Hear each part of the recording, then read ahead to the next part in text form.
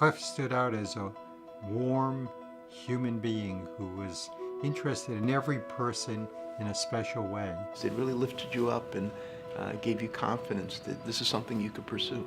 It didn't matter if you were the President of the United States or you were the janitor that swept the floor. He was just completely, you were a person he was interested in, wanted to know about you. I mean, it was genuine warmth. He was incapable of seeing anything other than the best and the good. He pulled the best out of you. And he firmly and fervently believed that everyone had the greatest of potential and only needed to have the greatest of opportunity. Your success meant as much to him as his individual success. And you knew he was with you and on your side and was going to try to find ways to help you succeed. I think it's the environment you create that encourages young people to go forward and to have enough self-confidence to be able to do those kind of things to succeed. That's the unique part of this. Even as a little medical student, he made you feel as though you were one of the most important people in the room and also part of his kind of extended family. For the people that do it well, it really is a natural instinct.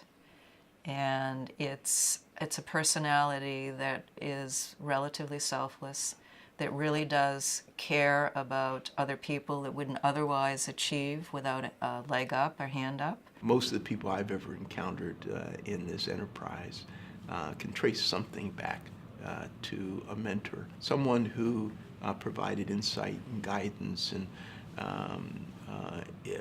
perhaps enablement, encouragement. He's a mentor that gives you advice, not just about your career, but on everything else. He's kind. Everyone will tell you how kind he is, but he can be very firm.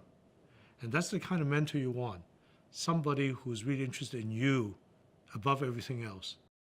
Being a mentor means being selfless, means putting thee before I. And that was the essence of Cliff. It's like going to sea without a map or a rudder or sails or sailors. Your colleagues are your sailors. The maps are the legacy that's left behind. The rudder is your mentor. And they steer you in the right direction. They keep you off the shoals. They keep you away from the torrential waves. And they keep you away from the lulls and the doldrums. You really can't succeed or even exist without an advocate in this system. He did not have a biased bone in his body, really didn't. It's not something that you can, a mask you can put on in the morning and do well. It's got to come from the heart in order to be truly effective. I think he saw this opportunity, with his position as chair of the Department of Physiology, to say, I can make a difference. I can go out and really do something about issues of equity, racial equity, things like that. He had a more forward-looking perspective on the importance of diversity in the biomedical workforce that long preceded awareness that's now considered political correctness, that he had a sense that probably in the 60s, if not the 50s, that this is something that not only was a right thing to do, but a good thing to do. What Cliff did for me that was truly remarkable was on the occasion of his having throat surgery, which meant that he would not be able to teach the classical lectures that he did for the first-year medical students. And at this time, the department was all old white men who gave all of the lectures to the first-year medical students. And it was sacred that it would continue to be old white men dispensing the knowledge. So what he did was basically said, I would like Suzanne to take my lectures and give them for me because I'm not able to do so.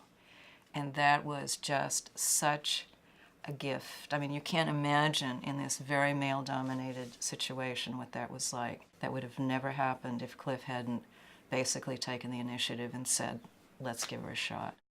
Cliff was most proud of the fact that he would advocate for underrepresented people to come to Harvard Medical School.